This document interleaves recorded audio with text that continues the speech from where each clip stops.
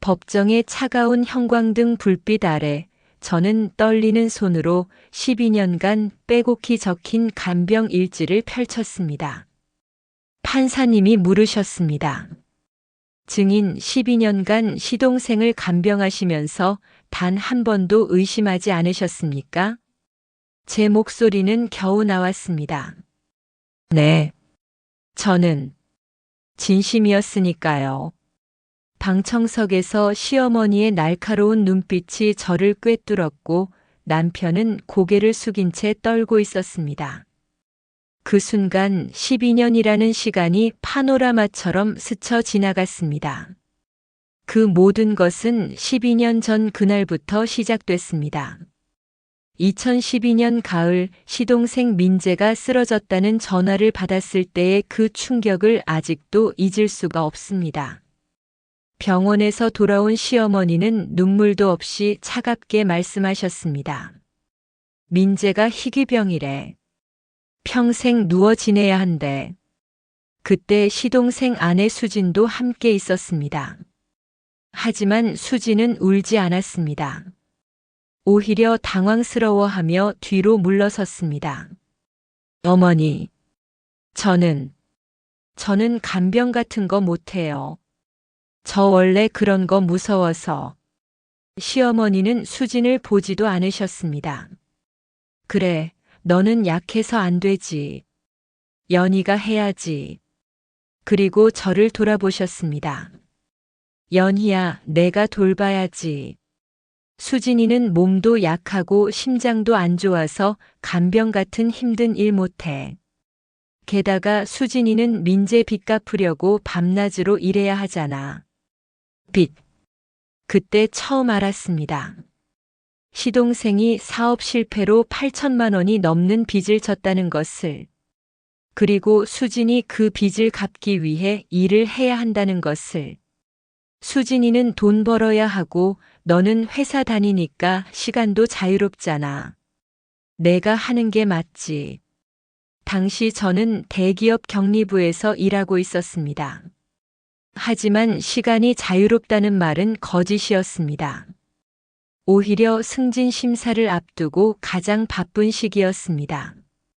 어머님, 하지만 저도 지금 승진 심사가. 승진이 중요해, 가족이 중요해. 민재가 죽게 생겼는데. 시어머니의 목소리가 높아졌습니다. 수진이는 빚 갚으려고 밤낮으로 일하는데 너는 승진 타령이야? 내가 맏며느리가 맞긴 한 거니? 맏며느리. 그 말이 제 가슴을 짓눌렀습니다. 수진은 시동생의 아내지만 저는 장남의 아내. 한국 가족 문화에서 장남 며느리가 가져야 하는 책임. 그것이 저를 올감했습니다. 남편 민수는 제 손을 잡으며 미안하다고 했지만 시어머니를 설득하지는 않았습니다. 여보, 우리 동생인데 그냥 좀 도와주자. 수진이는 정말 그런 거 못하는 사람이야. 너도 알잖아. 결국 저는 사직서를 냈습니다. 승진은커녕 12년 경력을 버리고 그날부터 시동생의 하루가 제 하루가 되었습니다. 그리고 수진은 정말로 일을 했습니다. 아침 일찍 나가서 저녁 늦게 들어오는 수진. 시어머니는 항상 말씀하셨습니다. 수진이 고생이 많아. 민재 빚 갚으려고 저렇게 일하는데 너라도 민재 잘 돌봐줘야지. 저는 그 말을 믿었습니다. 수진이 정말로 빚을 갚기 위해 고생하고 있다고.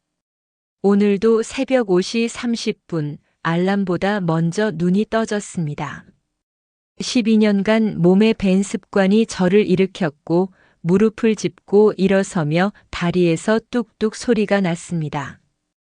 거울 속 제 모습은 58세가 아니라 70대처럼 보였습니다. 낡은 앞치마를 두르고 부엌으로 향했습니다. 시어머니는 새벽부터 거실에 앉아 계셨습니다. 오늘 민재 약 제대로 챙겨. 어제 저녁 약 늦게 준 거 알아. 죄송합니다, 어머님. 설거지 하느라 5분 늦었습니다. 5분이 얼마나 중요한데. 수진이는 밤낮으로 일해서 돈 벌어오는데 너는 집에만 있으면서 약 하나 제때 못 챙겨. 수진이는 일하고 나는 집에만 있고. 그 구도가 12년간 저를 묶었습니다. 수진이 돈을 벌어오니 더 중요하고 저는 어차피 집에 있으니 간병하는 게 당연하다는. 쌀을 씻고 미역국을 끓이며 시동생 민재의 아침 식사를 준비했습니다. 쟁반에 가지런히 담아 시동생 방으로 향했습니다. 민재야, 아침이야. 일어나자. 형수, 미안해요. 맨날 이렇게. 아니야, 괜찮아. 수진이가 빚 갚으려고 고생하는데 나라도 이렇게 해야지. 민재는 미안한 표정을 지었습니다. 저는 그 표정이 진심이라고 믿었습니다. 식사를 마친 후 저는 간병 일지를 펼쳤습니다. 2024년 10월 17일. 아침 식사 70% 섭취. 혈압 1만 2080. 약 복용 완료. 특이사항 없음. 12년째인데 왜 조금도 나아지지 않는 걸까? 그리고 수진이는 12년 동안 정말 얼마나 많은 돈을 벌었을까? 오전 10시 시어머니가 민재 방에 들어오셨습니다. 오늘 민재 상태 어때? 평소와 같습니다, 어머님. 시어머니는 제 간병 일지를 훑어보시더니 아무 말 없이 나가셨습니다. 감사하다는 말도 수고한다는 말도 없었습니다. 점심 준비를 하던 중 현관문이 열리는 소리가 들렸습니다.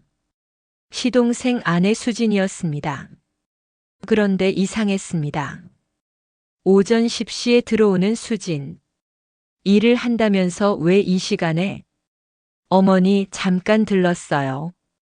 점심 먹고 다시 나갈게요. 수진은 화려한 원피스에 새로 산 듯한 명품 가방을 들고 있었습니다. 샤넬 클래식 플랫백. 800만 원은 좋게 넘어 보였습니다. 빚을 갚으려고 일한다면서 어떻게 저런 가방을? 저는 문득 궁금해졌습니다. 12년 동안 수진이 들고 다니는 명품 가방들. 에르메스, 루이비통, 샤넬. 그 가방들을 살 돈이면 빚을 훨씬 많이 갚았을 텐데. 하지만 제가 물어볼 수는 없었습니다. 시어머니는 항상 말씀하셨으니까요. 수진이가 일하면서 스트레스 받는데 가방 하나쯤은 사줘야지. 민재가 빚 때문에 미안해서 사주는 거야. 며느리 좋은 거 하나 못 사주면 남편이 뭐 하는 거야. 빚은 안 갚고 명품은 사주고. 이상했지만 저는 의심하지 않으려 했습니다. 제가 모르는 사정이 있겠지 하고. 수지는 점심을 먹고 또 나갔습니다. 오늘 저녁 늦을 거예요. 일 많아서요. 그래, 조심해서 다녀와. 시어머니의 다정한 목소리. 저에게는 한 번도 들려준 적 없는 그 목소리. 오후 3시 딸 지민이에게서 전화가 왔습니다. 엄마, 오늘 저녁에 집에 갈게. 얘기 좀 하고 싶은 게 있어. 그래, 알았어. 밥 먹고 가렴. 아니, 엄마랑 둘이서만 얘기하고 싶은데. 지민이의 목소리가 심상치 않았습니다. 저녁 6시 온 가족이 모여 저녁 식사를 했습니다. 제가 차린 밥상에는 된장찌개, 제육볶음, 시금치나물, 김치가 놓여 있었습니다. 시어머니는 반찬 하나하나를 뒤적이시며 검사하듯 드셨습니다. 이 나물 좀 짜네. 죄송합니다. 다음엔 더 신경 쓰겠습니다. 식사 후 설거지를 하는데 지민이가 부엌에 들어왔습니다. 엄마, 이제 그만해. 나랑 같이 살자. 작은아버지 간병 그만두고. 무슨 소리야, 지민아. 작은아버지가 아픈데 누가 돌봐? 작은 어머니가 돌보면 되잖아. 작은 어머니는 일해야 하잖아. 빚 갚으려고. 엄마 정말 모르세요? 작은 어머니 일 안 해요. 뭐? 무슨 소리야? 제 회사 동료가 작은 어머니 봤대요. 백화점에서 쇼핑하는 거. 평일 낮에요. 일한다는 사람이 왜 백화점에 있어요? 제 손이 멈췄습니다. 그리고 엄마 작은 어머니 인스타그램 한번 찾아보세요. 매일 카페 가고 친구들 만나고. 어디가 일하는 사람이에요? 일을 안 한다고?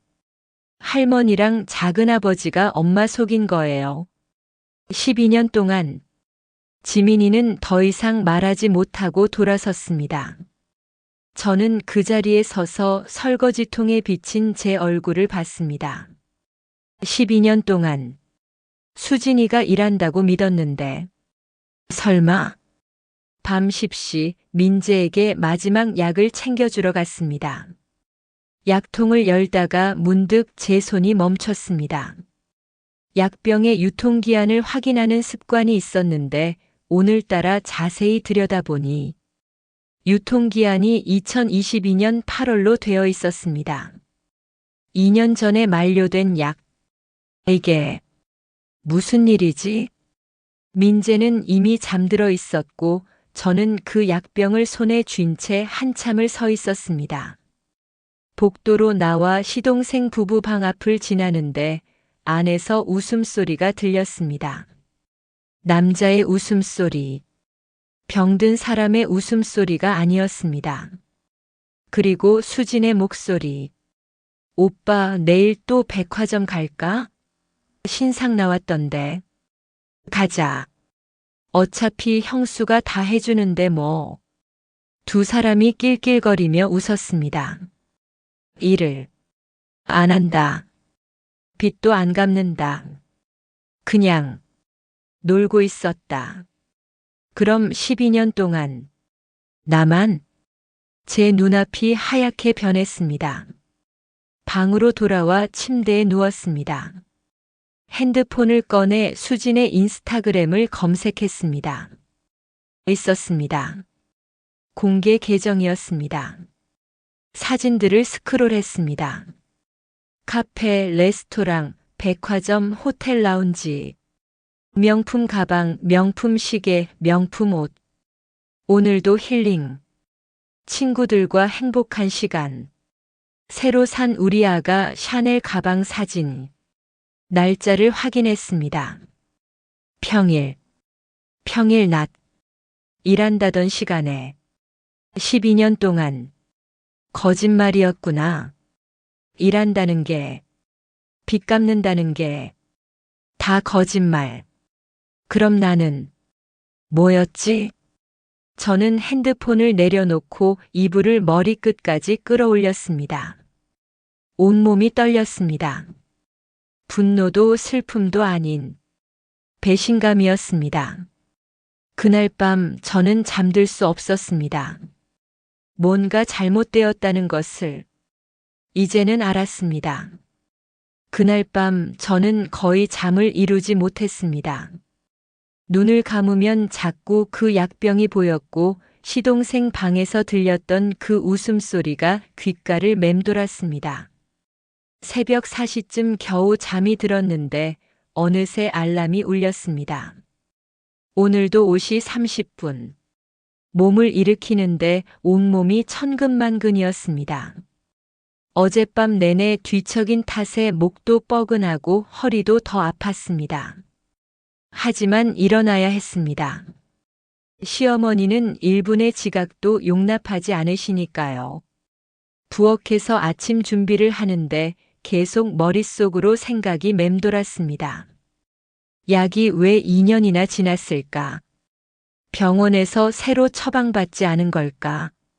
아니면 설마 약을 안 먹고 있는 건 아닐까? 하지만 그럴 리 없었습니다.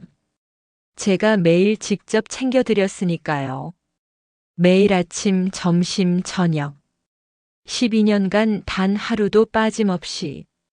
쌀을 씻다가 문득 용기를 내보기로 했습니다. 시어머니께 조심스럽게 여쭤보면 합리적인 설명을 해주시겠지요. 혹시 제가 모르는 새로운 약이 있는지 아니면 병원에서 처방을 바꾼 건지. 그래, 물어보자. 가족인데 뭘 그렇게 조심스러워하나. 아침 6시 30분 시어머니가 거실에 나오셨습니다. 저는 따뜻한 보리차를 드리며 조심스럽게 입을 열었습니다. 어머님 죄송한데요. 어제 민재 약을 챙기다가 보니까 약 유통기한이 좀 오래된 것 같더라고요. 시어머니의 손이 찻잔을 든 채로 멈췄습니다. 날카로운 눈빛이 제게로 향했습니다. 뭐? 그러니까 2022년에 만료된 약이 있어서요. 혹시 새 처방전으로 약을 받으셔야 하는 거 아닌가 해서요. 시어머니의 표정이 싸늘하게 굳었습니다. 그게 내가 관리를 제대로 못해서 그런 거 아니야? 약을 어떻게 정리해 놨길래 오래된 게 섞여 있어? 아니, 제가 정리는 항상 날짜별로 하는데. 그럼 내가 실수로 오래된 걸 안 버린 거지. 민재 약은 내가 직접 병원에서 받아오는데 내가 오래된 약을 줄 리가 있겠니? 목소리에 날이 서 있었습니다. 저는 더 이상 말을 이을 수가 없었습니다. 앞으로는 좀 더 꼼꼼하게 해. 약 관리도 제대로 못하면서 12년 동안 뭐 했어? 12년 동안 뭐 했냐고. 가슴이 턱 막혔습니다. 12년간 하루도 쉬지 않고 간병했는데 약 하나 물어본 것 때문에 이런 말을 들어야 하다니. 저는 고개를 숙이고 부엌으로 돌아왔습니다. 설거지를 하면서 눈물이 났지만 참았습니다. 울면 눈이 붓고 눈이 부으면 시어머니가 며느리가 무슨 서러운 일이 있다고 아침부터 눈을 붓고 다니냐고 하실 테니까요. 내가 뭘 잘못 물어본 걸까? 오전 10시 민재에게 약을 챙겨주러 갔습니다. 그의 방에 들어서는데 오늘따라 그의 얼굴이 유심히 보였습니다. 창백하고 수척하다고 생각했던 얼굴이 어쩐지 오늘은 달라 보였습니다. 혈색이 나쁘지 않았습니다. 아니, 오히려 좋아 보였습니다. 민재야, 약 먹을 시간이야. 네, 형수. 민재는 천천히 몸을 일으켰습니다. 제가 약과 물을 건네주는데 그의 손이 제 손에 닿았습니다. 그 손은 떨리지 않았습니다. 12년간 봐온 민재의 손은 항상 미세하게 떨렸는데 오늘은 안정적이었습니다. 이상하다. 약을 다 먹은 민재가 다시 누웠습니다. 저는 간병 일지를 펼쳐 오늘의 상태를 기록하려는데 문득 과거 기록들이 눈에 들어왔습니다. 2015년 3월 12일 환자 혼자 화장실까지 걸어감. 15분 소요. 2017년 8월 5일 식사 중 혼자 수저 사용. 손 떨림 거의 없음. 2019년 6월 20일 밤에 혼자 일어나 물 마시는 모습 목격. 제가 적은 기록들이었습니다. 당시에는 조금씩 나아지는 건가 싶어서 기록해뒀던 것들. 하지만 그 뒤로 또 악화됐다고 들었고 그래서 저는 그냥 병에 기복이려니 했었습니다. 그런데 지금 다시 보니 이게 정상인 거 아닌가? 손이 떨렸습니다. 일지를 덮고 방을 나왔습니다. 복도에 서서 한참을 심호흡했습니다. 아니야. 내가 너무 예민해진 거야. 어젯밤에 잠을 못 자서 그래. 점심 준비를 하는데 현관문이 열렸습니다. 남편 민수가 회사에서 일찍 돌아왔습니다. 얼굴이 피곤해 보였습니다. 여보, 왜 이렇게 일찍 와? 오늘 반찬 했어. 좀 피곤해서. 민수는 소파에 털썩 앉더니 리모컨을 집어들었습니다. 저는 물 한 잔을 따라 건네며 조심스럽게 물었습니다. 여보, 민재 양 말이야. 혹시 최근에 병원 간 적 있어? 왜? 무슨 일 있어? 아니, 그냥 약이 좀 오래된 것 같아서 새로 처방받아야 하는 거 아닌가 해서. 민수의 표정이 미묘하게 변했습니다. 뭔가 불편해하는 것 같았습니다. 그건 엄마가 알아서 하실 거야. 내가 신경 쓸 일 아니고. 하지만 내가 12년간 약을 챙겨줬는데. 그러니까. 민수의 목소리가 갑자기 커졌습니다. 저는 깜짝 놀라 뒤로 물러섰습니다. 그러니까 엄마한테 물어본 거잖아. 근데 또 나한테 왜 물어? 엄마 속 썩이지 말고 조용히 있어. 내가 괜히 그런 거 물어보면 엄마가 스트레스 받으시잖아. 나는 그냥, 알았어, 알았으니까 이제 그만해. 나 피곤하다고. 민수는 다시 TV를 보기 시작했고, 저는 그 자리에 서 있을 수밖에 없었습니다. 내가 뭘 잘못했지? 그냥 약 걱정했을 뿐인데. 부엌으로 돌아와 양파를 썰었습니다. 눈물이 났지만 양파 때문이라고 생각하기로 했습니다. 오후 3시 딸 지민이에게서 문자가 왔습니다. 엄마, 오늘 꼭 퇴근하고 갈게. 중요한 얘기 있어. 아빠 없을 때 나와줘. 뭔가 심상치 않았습니다. 어젯밤에도 저한테 같이 살자고 했었는데 무슨 일이 있는 걸까요? 오후 내내 마음이 편치 않았습니다.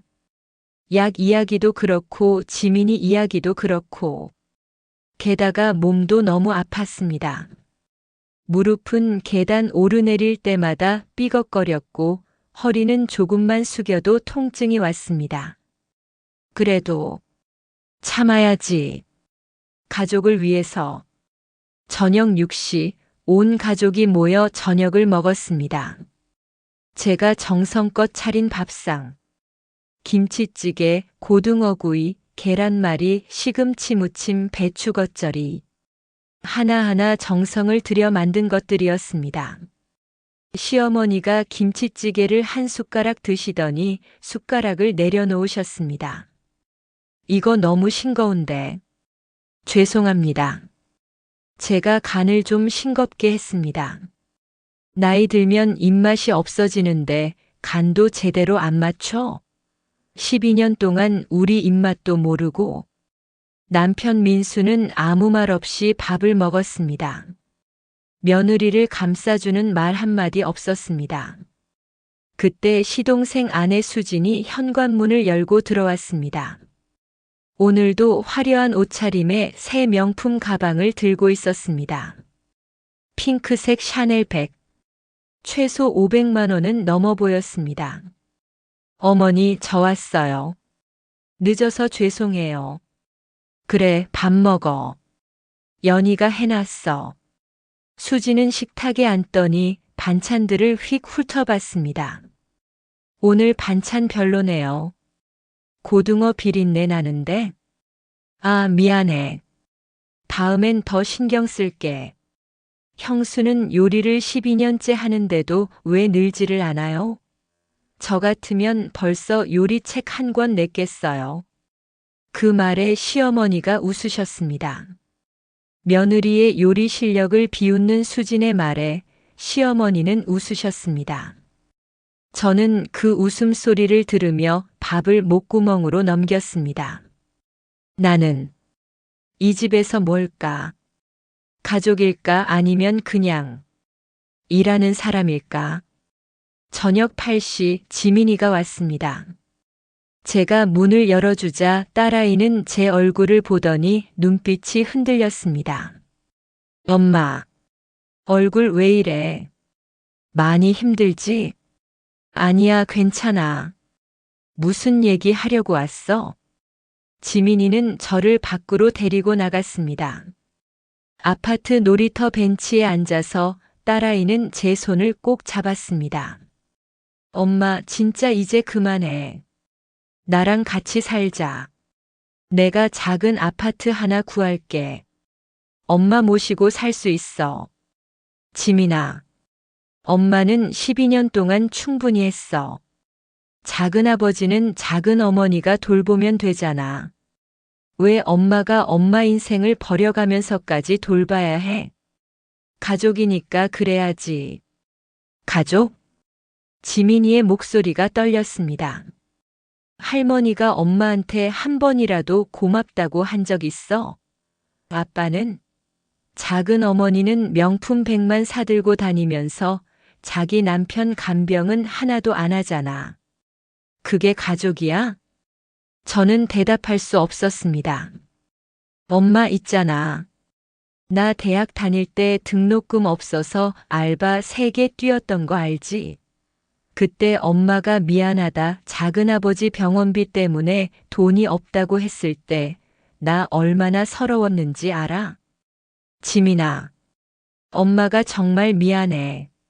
미안한 건 나도야. 그때 내가 엄마를 이 집에서 데리고 나왔어야 했는데. 딸아이가 울기 시작했습니다. 32살 딸아이가 제 앞에서 엉엉 울었습니다. 엄마는 우리보다 작은아버지가 더 중요해. 할머니 눈치가 더 중요해. 엄마 인생은, 엄마 건강은. 저는 딸을 꼭 안아줬습니다. 떨리는 딸의 등을 쓰다듬으며 저도 눈물을 참을 수 없었습니다. 내가 내 딸한테도 이렇게 상처를 주고 있었구나. 밤 11시 집으로 돌아왔습니다. 남편은 이미 잠들어 있었고 시어머니 방에는 불이 꺼져 있었습니다. 저는 민재 방 앞을 지나가는데 안에서 소리가 들렸습니다. 작은 소리, 웃음소리. 저는 발을 멈추고 귀를 기울였습니다. 보험금만 타면 이제 끝이야. 조금만 더 참아. 시동생 아내 수진의 목소리였습니다. 형수는 의심 안 해? 민재의 목소리였습니다. 그 목소리는 병든 사람의 목소리가 아니었습니다. 멀쩡한 사람의 목소리였습니다. 걱정 마. 그 사람은 바보같이 착해서 절대 의심 안 해. 12년간 속아 넘어갔잖아. 두 사람이 낄낄거리며 웃었습니다. 제 심장이 멎는 것 같았습니다. 손이 덜덜 떨렸고 다리에 힘이 풀렸습니다. 12년간 속았다고? 제 눈앞이 하얗게 변했습니다. 그 자리에 서서 한참을 그 문을 바라봤습니다. 그리고 조용히, 아주 조용히 제 방으로 돌아왔습니다. 침대에 누워 이불을 뒤집어 썼습니다. 숨소리마저 죽이며 온몸이 떨렸습니다. 분노가 아니라 배신감이었습니다. 12년이 거짓말이었다고. 그날 밤 저는 한숨도 자지 못했습니다. 시동생 부부 방에서 들렸던 그 대화가 귓가에서 맴돌았습니다.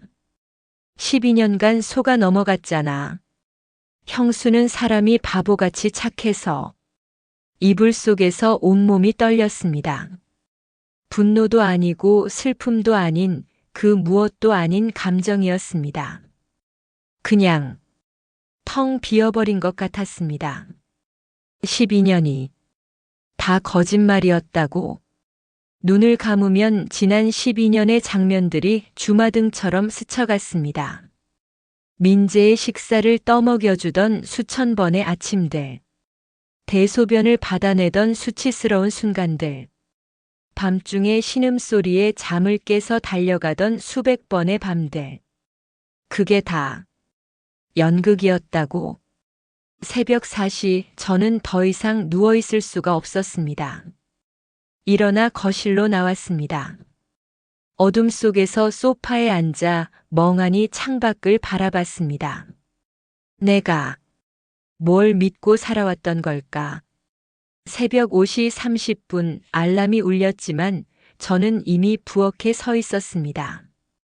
기계적으로 쌀을 씻고 국을 끓이고 반찬을 꺼냈습니다. 12년간 반복한 동작들. 이제는 눈 감고도 할 수 있는 일들. 하지만 오늘은 달랐습니다. 손이 떨려서 쌀을 씻다가 물을 쏟았고 칼질을 하다가 손가락을 베었습니다. 피가 흘렀지만 아프지 않았습니다. 온몸이 마비된 것 같았습니다. 왜 이렇게 시끄러워? 새벽부터 시어머니가 나오셨습니다. 저는 황급히 손을 씻으며 대답했습니다. 죄송합니다. 제가 실수로. 요즘 들어 실수가 잦네. 정신 좀 차려. 시어머니는 제 손에서 흐르는 피를 보시고도 아무 말씀이 없으셨습니다. 그냥 거실로 가셔서 TV를 켜셨습니다. 피를 흘리는 며느리보다 TV가 더 중요하신가 보다. 저는 밴드를 붙이고 다시 아침 준비를 계속했습니다. 그런데 이상했습니다. 오늘따라 모든 게 다르게 보였습니다. 민재를 위한 흰죽, 민재를 위한 영양제, 민재를 위한 약들. 이 사람은 건강한데 손이 떨렸습니다. 쟁반을 들고 민재의 방으로 향하는 제 발걸음이 무거웠습니다. 민재의 방문을 열었습니다. 그는 침대에 누워 있었습니다. 창백한 얼굴, 수척한 몸. 어제까지는 불쌍해 보였던 그 모습이 오늘은 달라 보였습니다. 행동 하나하나가 연기하는 사람처럼 보였습니다. 민재야. 아침이야. 네, 형수. 민재가 천천히 일어났습니다. 저는 그의 움직임을 유심히 관찰했습니다. 떨리는 손, 힘들어하는 모습. 그런데 이상했습니다. 어젯밤 제가 문 밖에서 들었던 그 목소리의 주인과 지금 제 앞에 있는 이 사람이 같은 사람이라는 게 믿기지 않았습니다. 형수, 오늘 제가 좀 안 좋아요. 약 좀 더 주시면 안 될까요? 약. 또 약 이야기였습니다. 민재야. 저는 조심스럽게 물었습니다. 너 요즘 병원은 언제 갔어? 민재의 표정이 미묘하게 굳었습니다. 저번 달에 갔었어요. 그래? 검사 결과는 어땠어? 그냥 똑같대요. 나아지지도 않고 악화되지도 않고. 거짓말. 제 안에서 뭔가가 속삭였습니다. 이건 거짓말이라고. 그래. 잘 먹어. 저는 방을 나왔습니다. 복도에 서서 심호흡을 했습니다. 가슴이 답답하고 숨이 제대로 쉬어지지 않았습니다. 이 집에서 나만 바보였구나. 오전 10시 저는 갑자기 무릎에 통증이 왔습니다. 걸을 수조차 없을 정도의 극심한 통증. 계단을 내려가다가 그대로 주저앉아 버렸습니다. 소리를 지르고 싶었지만 참았습니다. 이 집에서 제가 아픈 것은 민폐니까요. 한참을 계단에 앉아 있다가 겨우 일어났습니다. 절뚝이며 거실로 나왔는데 시어머니가 TV를 보고 계셨습니다. 어머님, 제가 무릎이 너무 아파서 병원 좀 다녀와도 될까요? 시어머니가 고개를 돌리셨습니다. 그 눈빛에는 불편함만 가득했습니다. 지금 민재 점심 미리 준비해 놓고 다녀올게요. 내가 아프면 민재는 누가 돌봐? 오늘은 참고 주말에 가. 하지만 너무 아파서. 나도 80이 넘었는데 안 아픈 데가 없어. 다들 참고 사는 거야. 내가 유난 떠는 거 아니야? 유난. 12년간 하루도 쉬지 않고 간병한 사람에게 병원 한 번 가겠다는 게 유난이라고. 네, 알겠습니다. 저는 부엌으로 돌아왔습니다. 무릎을 짚고 쪼그리고 앉아 점심 준비를 계속했습니다. 무릎이 꺾일 때마다 찢어지는 듯한 통증이 왔지만 이를 악물고 견뎠습니다. 나는 이 집에서 사람이 아니구나. 그냥 일하는 기계구나. 오후 2시 저는 더 이상 견딜 수가 없었습니다. 몰래 집을 나와 근처 정형외과에 갔습니다. 진료를 받는데 의사 선생님의 표정이 심각해졌습니다. 무릎 연골이 많이 닳았네요. 허리도 심각하고요. 이 정도면 일상생활이 힘드실 텐데 왜 이제야 오셨어요? 저 바빠서요. 바쁘긴 뭐가 바빠요. 이대로 가면 주부님도 곧 누워 지내셔야 할 수도 있어요. 당장 물리치료 받으시고 무거운 건 들지 마세요. 쪼그려 앉는 것도 절대 금지고요. 물리치료. 무거운 거 들지 마세요. 쪼그려 앉지 마세요. 간병을 하지 말라는 이야기였습니다. 선생님, 그게 제가 환자를 돌보고 있어서. 환자요? 주부님이 환자를 돌보시면 안 돼요. 주부님 몸 상태가 환자 수준이에요. 의사 선생님은 진단서와 소견서를 써주셨습니다. 저는 그걸 받아들고 병원을 나왔습니다. 거리를 걷는데 눈물이 났습니다. 12년간 내 몸을 망가뜨리면서 돌봤는데 그게 다 거짓말이었다니. 버스 정류장 벤치에 앉아 한참을 울었습니다. 지나가는 사람들이 쳐다봤지만 상관없었습니다. 그냥 울고 싶었습니다. 오후 5시 집으로 돌아왔습니다. 현관문을 여는데 안에서 웃음소리가 들렸습니다. 거실로 들어가니 시어머니와 시동생 아내 수진이 함께 앉아 차를 마시고 계셨습니다. 어디 갔다 와? 연락도 없이. 시어머니의 날카로운 목소리였습니다. 죄송합니다. 병원 다녀왔습니다. 병원? 내가 주말에 가라고 하지 않았니? 너무 아파서 참을 수가 없었습니다. 그래서 민재 간식은 누가 챙겼어? 오후 약은? 민재. 또 민재. 죄송합니다. 지금 바로 챙기겠습니다. 저는 부엌으로 갔습니다. 무릎이 아파서 제대로 걷지도 못하는데 민재의 간식을 준비해야 했습니다. 그때 수진이 부엌으로 따라 들어왔습니다. 형수, 요즘 좀 이상한 거 아니에요? 뭐가요? 맨날 실수하고 연락도 없이 나가고. 민재 오빠 제대로 못 돌보는 거 아니에요? 제 손이 떨렸습니다. 12년 동안 하루도 빠짐없이 돌봤는데 12년 전이랑 지금이랑 다르죠.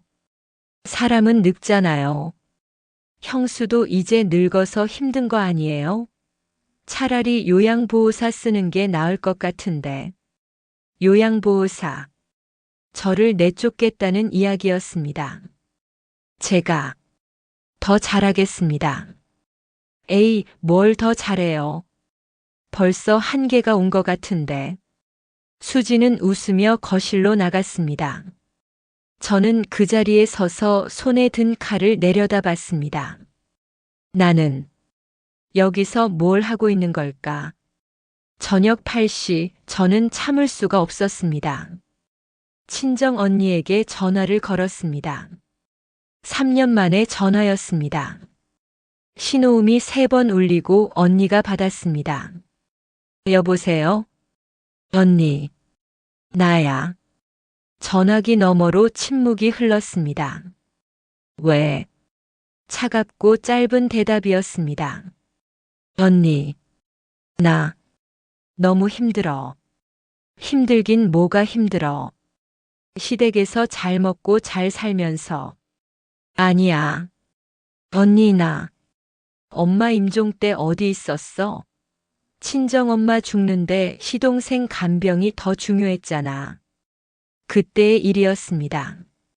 3년 전 어머니가 돌아가셨을 때 저는 민재가 급성 폐렴으로 입원해서 병원을 떠날 수가 없었습니다. 시어머니가 내가 없으면 민재가 죽을 수도 있다고 하셔서 저는 친정어머니 임종도 못 지켰습니다. 장례식장에 늦게 도착했을 때 언니의 그 눈빛을 잊을 수가 없습니다. 언니, 미안해. 정말 미안해. 그때 내가 이제 와서 미안하긴 뭐가 미안해. 넌 시집간 순간부터 친정 버렸잖아. 엄마도 버렸고 나도 버렸고. 아니야. 나도 가고 싶었어. 정말로. 됐어. 이제 전화하지 마. 난 동생 없어. 뚝. 전화가 끊겼습니다. 저는 전화기를 든 채로 그대로 멍하니 서 있었습니다.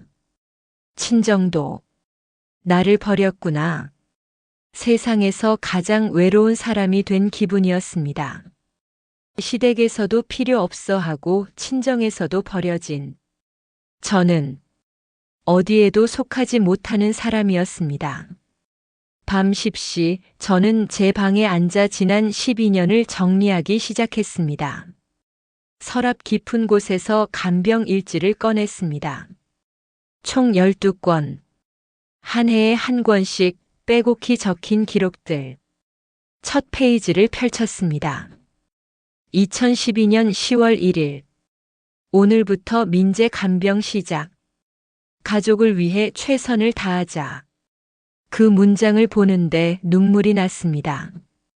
가족을 위해 최선을 다했는데 페이지를 넘기며 기록들을 읽었습니다. 민재 혼자 화장실 다녀옴. 민재 밤에 혼자 냉장고에서 뭔가 꺼내 먹음. 민재 수진과 통화하며 웃음. 그 기록들이 이제는 다르게 보였습니다. 증거. 이건 민재가 건강하다는 증거였습니다. 저는 천천히 12권의 일지를 모두 펼쳐서 비슷한 내용들을 찾아 포스트잇을 붙이기 시작했습니다. 하나, 둘, 셋. 점점 많아지는 포스트잇. 이건 충분했습니다. 이제 결심해야 할 때야. 저는 간병 일지를 조심스럽게 가방에 넣었습니다. 그리고 서랍에서 오래전에 받아둔 법률구조공단 전단지를 꺼냈습니다. 핸드폰을 들고 딸 지민에게 문자를 보냈습니다. 지민아, 엄마 결심했어. 내일 너 퇴근하면 만나자. 엄마가 할 이야기가 있어. 문자를 보내고 저는 창밖을 바라봤습니다. 깊은 가을밤. 찬 바람이 창문을 흔들었습니다. 12년간 참고 살았어. 가족이라고 믿었으니까. 하지만 이제는 알았어. 그들은 가족이 아니었어. 그들은 나를 이용한 거야. 저는 주먹을 꽉 쥐었습니다. 떨리는 손으로 하지만 단단하게. 이제는 싸울 거야. 내 12년을 돌려받을 거야. 그날 밤 저는 처음으로 제대로 잠을 잤습니다. 분노도 슬픔도 아닌 결심이 저를 잠들게 했습니다. 다음 날 아침 저는 평소보다 일찍 일어났습니다. 오늘은 달랐습니다. 어제까지의 제가 아니었습니다. 간병 일지를 챙긴 가방을 옷장 깊숙이 숨기고 평소처럼 아침 준비를 시작했습니다. 하지만 제 마음속에는 이미 계획이 세워져 있었습니다. 오늘 결정적인 증거를 찾을 거야. 민재의 방에 들어갔을 때 저는 평소와 다르게 그의 방을 유심히 관찰했습니다. 침대 옆 서랍, 옷장, 책상. 혹시 모를 증거가 어딘가에 있을 것 같았습니다. 형수, 오늘 아침은요? 지금 가져올게. 아침을 가져다 주고 식사를 돕는 척하면서 저는 침대 옆 서랍을 슬쩍 열어봤습니다. 그 안에는 각종 서류들이 있었습니다.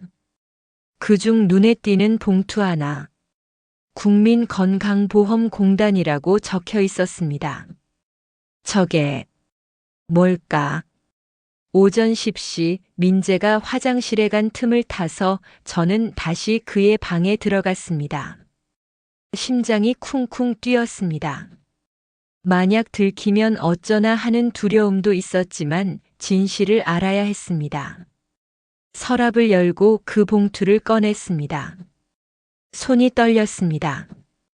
봉투를 열자 안에는 여러 장의 서류가 들어 있었습니다. 건강검진 결과 통보서. 날짜는 지난달이었습니다. 그 결과를 보는 순간 제 심장이 멎는 것 같았습니다. 종합소견 정상, 청력 정상, 시력 정상, 혈압 정상, 심전도 정상, 흉부방사선 정상, 모든 항목에 정상이라는 글자가 찍혀 있었습니다. 정상. 이 사람이 정상이라고?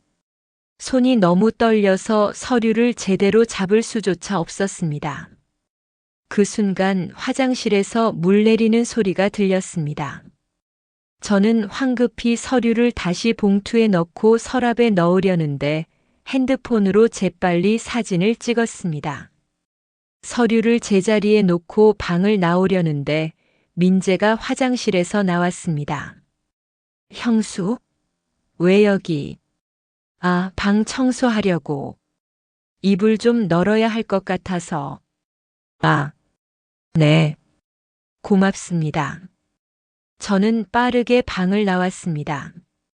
복도에 서서 가슴을 쓸어내렸습니다. 핸드폰을 확인하니 사진이 선명하게 찍혀 있었습니다. 증거를 찾았어. 오후 2시 지민이에게서 전화가 왔습니다. 엄마, 나 지금 외근 중인데 잠깐 들를게. 10분만 시간 내줄 수 있어? 응. 그래. 30분 후 지민이가 집에 왔습니다. 제가 문을 열어주니 딸아이는 제 얼굴을 보더니 깜짝 놀랐습니다. 엄마, 표정이 달라졌네. 무슨 일 있어? 저는 지민이를 밖으로 데리고 나갔습니다. 아파트 복도 계단에 앉아서 조용히 핸드폰을 꺼내 사진을 보여줬습니다. 이게 뭐야? 지민이가 사진을 확대해서 보더니 얼굴이 굳어졌습니다. 엄마, 이거 진짜야? 작은아버지 건강검진 결과? 응. 오늘 아침에 몰래 찍었어. 정상이잖아. 모든 게 다 정상이라고. 지민이의 손이 떨리기 시작했습니다. 딸아이의 얼굴이 창백해졌습니다. 12년 동안 엄마를 이렇게까지. 지민이가 울먹이기 시작했습니다. 저는 딸의 손을 꽉 잡았습니다. 지민아, 울지 마. 엄마는 이제 괜찮아. 엄마 결심했어. 결심? 이 사람들한테 당하지 않을 거야. 법적으로 대응할 거야. 너 혹시 아는 변호사 있어? 지민이는 눈물을 닦으며 고개를 끄덕였습니다. 우리 회사 법무팀에 아는 언니 있어. 법률구조공단도 연결해 줄 수 있대. 엄마, 내가 도와줄게. 우리 같이 싸우자. 딸의 그 말에 제 눈에서도 눈물이 흘렀습니다. 하지만 이번에는 슬픔의 눈물이 아니었습니다. 나는 혼자가 아니구나. 오후 6시 저녁 준비를 하는데 현관문이 열렸습니다. 누군가 들어오는 소리. 그런데 이상했습니다. 평소에는 오지 않는 사람의 목소리였습니다. 연희야, 나야. 친정 언니 영숙이었습니다. 저는 깜짝 놀라 부엌에서 뛰어나갔습니다. 3년 만에 보는 언니의 얼굴. 언니는 큰 가방을 들고 서 있었습니다. 언니, 어젯밤에 내 전화 받고 잠을 못 잤어. 미안하다. 내가 너무 차갑게 대했어. 언니의 눈에 눈물이 고여 있었습니다. 아침에 TV 보다가 보험 사기 관련 뉴스가 나오는데 갑자기 내 생각이 나더라. 혹시나 해서 내 시댁 주소 찾아서 왔어. 언니, 연희야, 나 요즘 뉴스 많이 봐. 가짜 환자로 보험금 타려는 사기꾼들 이야기. 설마 너희 시댁도 그런 거 아니야? 제 표정을 본 언니의 얼굴이 굳어졌습니다.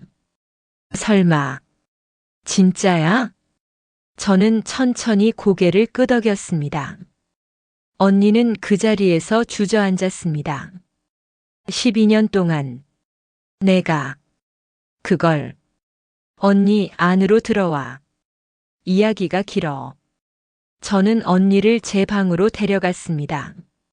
그리고 모든 것을 이야기했습니다. 12년간의 간병, 어젯밤 들었던 대화, 오늘 찾은 건강검진 결과서. 모든 것을. 언니는 이야기를 듣는 내내 주먹을 불끈 쥐고 있었습니다. 이 나쁜 것들. 이 인간도 아닌 것들. 언니 조용히 해. 시어머니 들으시면 안 돼. 들으면 어때? 당장 나가서 따지고 싶다. 저는 언니의 손을 잡았습니다. 언니 지금은 안 돼. 증거를 더 모아야 해. 확실하게 법적으로 대응해야 해. 언니는 심호흡을 하고 제 손을 꽉 잡았습니다. 알았어. 그럼 내가 도와줄게. 내가 여기 며칠 있으면서 증거 모으는 거 도와줄게. 언니, 고마워. 고맙긴. 내가 미안하지. 3년 동안 연락도 안 하고. 너 혼자 이렇게 힘들었는데. 언니와 저는 한참을 안고 울었습니다. 저녁 7시 식탁에 온 가족이 모였습니다. 그런데 오늘은 한 명이 더 있었습니다. 언니 영숙. 시어머니의 표정이 싸늘했습니다. 친정에서 왔다고. 네, 어머님. 제 언니입니다. 오랜만에 와서 며칠 묵고 간다고 하는데 미리 얘기를 해야지. 갑자기 오면 어떡해. 언니가 웃으며 대답했습니다. 죄송합니다, 어머님. 제가 급하게 와서요. 동생 얼굴이 너무 보고 싶어서요. 3년 만이거든요. 그래도 예의라는 게 있지. 식사가 시작됐습니다. 분위기는 냉랭했습니다. 시어머니는 언니를 계속 눈으로 견제하셨고 언니는 민재를 유심히 관찰했습니다. 민재는 평소처럼 제가 식사를 떠먹여줬습니다. 그런데 오늘따라 언니가 지켜보고 있어서인지 민재의 손이 유난히 더 떨렸습니다. 연기. 언니 앞에서 더 심하게 연기하는구나. 식사 중 언니가 물었습니다. 도련님, 그동안 몸 상태는 좀 어때요? 민재가 힘없이 대답했습니다. 네. 형수님. 희귀병이라. 쉽게 나아지지가 않네요. 어떤 병이신데요? 희귀병이라. 이름도 어렵고. 그래요? 그럼 병원은 어디 다니세요? 저희 친구 중에 대학병원 의사가 있거든요. 소개해 드릴까요? 민재의 표정이 미묘하게 굳었습니다. 아, 저는 지금 다니는 병원이 있어서. 어디세요? 질문이 계속되자 시어머니가 끼어드셨습니다. 식사 중에 무슨 병 이야기를 그렇게 해? 민재 스트레스 받잖아. 아, 죄송합니다. 언니는 물러났지만 저는 알 수 있었습니다. 언니도 의심하고 있다는 것을.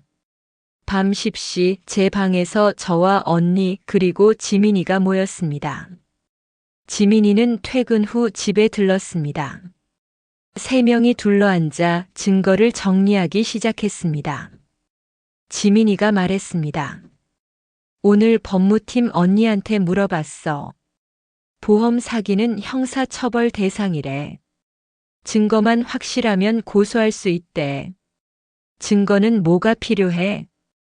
일단 건강검진 결과서는 있고 엄마가 적은 간병일지도 증거가 될 수 있대. 근데 더 결정적인 게 필요해. 보험금 수령 내역이나 그들이 짜고 친 거라는 직접적인 증거. 언니가 말했습니다. 그럼 내가 며칠 여기 있으면서 몰래 녹음이라도 해볼까? 저 시동생이랑 시어머니가 뭐라고 하는지. 위험하지 않을까? 괜찮아. 나 겁 없어. 내 동생 간병하느라 날린 12년 인생, 그냥 넘어갈 수 없지. 지민이가 고개를 끄덕였습니다. 좋아요. 이모가 며칠 계시면서 상황을 지켜봐 주세요. 저는 법률구조공단이랑 상담 잡을게요. 엄마, 괜찮으시죠? 저는 두 사람을 바라봤습니다. 딸과 언니. 내 편이 되어주는 사람들. 고마워. 정말 고마워. 엄마, 고맙긴요. 당연한 거예요. 그래, 연희야. 우리 가족이잖아. 진짜 가족. 진짜 가족. 그 말이 가슴에 와닿았습니다. 12년 동안 가족이라고 믿었던 사람들은 저를 이용했고 3년간 떨어져 있었던 진짜 가족이 제 곁에 돌아왔습니다. 밤 11시 언니와 지민이가 돌아간 후 저는 침대에 누웠습니다. 오늘 하루는 길고도 짧았습니다. 건강검진 결과서를 찾았고 언니가 돌아왔고 지민이가 법적 대응을 준비하기 시작했습니다. 모든 게 빠르게 돌아가고 있었습니다. 창밖을 보니 달이 밝았습니다. 차가운 가을밤의 달이었지만 오늘은 왠지 따뜻해 보였습니다. 이제 시작이야. 12년의 진실을 밝힐 시작. 핸드폰을 열어 오늘 찍은 건강검진 결과서 사진을 다시 한번 확인했습니다. 선명한 정상이라는 글자들. 이게 바로 내가 건강하다는 증거야, 민재야. 이제 곧 모든 게 드러날 거야. 복도에서 발소리가 들렸습니다. 시어머니가 민재 방으로 들어가는 소리였습니다. 그리고 나지막한 대화 소리. 친정 식구가 왔다고? 조심해야 해. 혹시라도 의심하면 안 돼. 알아요, 엄마. 내일은 더 조심할게요. 보험금 나오는 거 이제 얼마 안 남았어. 조금만 더 참아. 녹음. 언니가 내일은 녹음을 해야겠어. 저는 핸드폰을 꺼내 언니에게 문자를 보냈습니다. 언니, 내일 시어머니랑 민재 대화 녹음 가능할까? 방금 복도에서 수상한 대화 들었어. 곧 답장이 왔습니다. 오케이. 내가 해결할게. 내일 아침부터 작전 개시다. 저는 핸드폰을 내려놓고 눈을 감았습니다. 이제 두렵지 않았습니다. 혼자가 아니니까. 내 편이 있으니까. 기다리자 진실이 밝혀지는 그날을. 다음 날 아침 언니 영숙은 일찍 일어나 저를 도왔습니다. 함께 아침을 준비하며 언니는 조용히 말했습니다. 오늘 내가 시어머니랑 민재 대화 녹음할게. 핸드폰 녹음 앱 깔아뒀어. 조심해, 언니. 들키면 큰일 나. 걱정 마. 나 이런 거 잘해. 언니의 눈빛에는 결연한 의지가 담겨 있었습니다. 오전 9시 저는 장을 보러 나간다고 했습니다. 실제로는 집 근처 카페에서 대기하기로 했습니다. 언니가 증거를 수집하는 동안 제가 집에 없는 게 나을 것 같았습니다. 어머님, 제가 장 보고 올게요. 언니가 집 좀 봐주시기로 했어요. 시어머니는 의심스러운 눈초리로 언니를 쳐다봤지만 별다른 말씀은 하지 않으셨습니다. 저는 집을 나섰고 언니의 작전이 시작됐습니다. 연희가 집을 나서자마자 언니는 핸드폰 녹음 버튼을 눌렀습니다. 그리고 자연스럽게 거실 소파에 앉아 TV를 보는 척했습니다. 시어머니는 민재 방으로 들어가셨습니다. 방문이 반쯤 열려 있었고 대화 소리가 들렸습니다. 민재야, 오늘 내 형수 나갔으니까 좀 쉬어. 연기하느라 힘들었지? 네, 엄마. 어제 그 친정 언니 앞에서 연기하느라 진짜 힘들었어요. 조금만 더 참아. 다음 달이면 보험금 나와. 영숙은 숨을 죽이고 귀를 기울였습니다. 핸드폰을 소파 쿠션 사이에 숨기고 녹음이 잘 되고 있는지 확인했습니다. 엄마, 근데 형수가 요즘 좀 이상해요. 제 방을 자주 기웃거리고. 설마 눈치챘을까? 12년 동안 바보같이 속아왔는데. 아니에요. 형수는 너무 착해서 의심도 못해요. 제가 확실히 연기하고 있으니까요. 두 사람이 낄낄거리며 웃었습니다. 나는 주먹을 꽉 쥐었습니다. 온몸에 분노가 치밀었지만 참아야 했습니다. 증거를 더 모아야 했습니다. 그때 시동생 아내 수진이 집에 들어왔습니다. 어머니 왔어요. 왔어? 민재 방으로 와봐. 수진이 민재 방으로 들어갔고 세 사람의 대화가 이어졌습니다. 형수는 장 보러 나갔어. 1시간은 안 올 거야. 잘 됐다. 어머니, 보험금 나오면 제 몫은 얼마예요? 제목? 나는 귀를 더 기울였습니다. 전체가 2억이니까 내 몫은 5천만 원. 민재는 빚 갚는데 1억 쓰고 나머지는 내가 가져가는 거야. 그럼 형수는요? 12년 동안 간병했는데. 수진이 물었습니다. 하지만 그 목소리에는 동정심이 전혀 없었습니다. 오히려 조롱하는 투였습니다. 형수? 그 사람은 원래 하던 대로 계속 집안일이나 시키면 돼. 바보같이 착한 사람이니까 알아서 할 거야. 시어머니의 차갑고 냉정한 목소리였습니다. 근데 형수가 나중에 알면 어떡해요?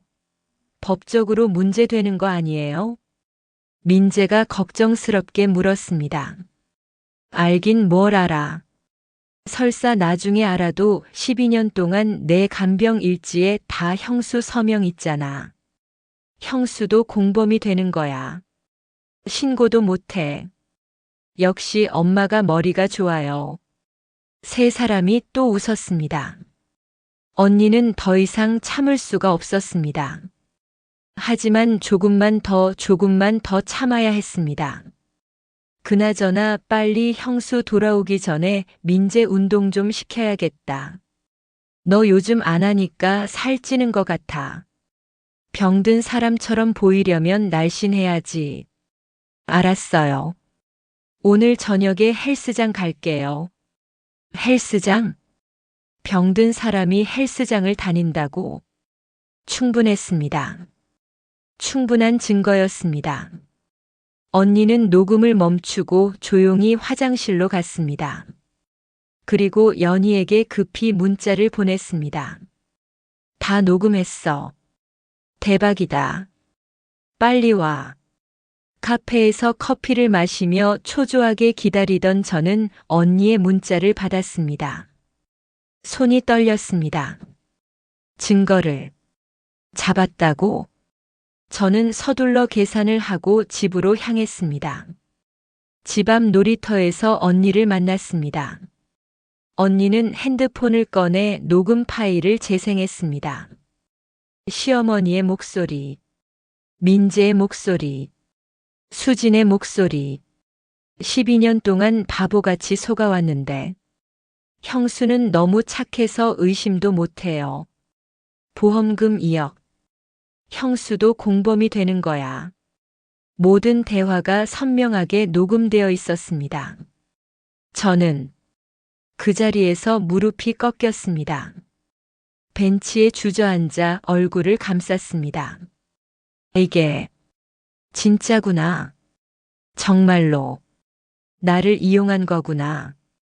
분노도 슬픔도 아닌 그냥 허무함만 밀려왔습니다. 연희야, 미안해. 내가 이렇게까지 당할 줄은. 언니가 제 등을 쓰다듬었습니다. 언니, 나 12년 동안 뭘 믿고 산 거야. 내 잘못이 아니야. 내가 착한 게 잘못이 아니라고. 저 사람들이 나쁜 거지. 저는 한참을 울었습니다. 놀이터 한가운데서 지나가는 사람들이 쳐다봤지만 상관없었습니다. 12년. 제 인생의 12년.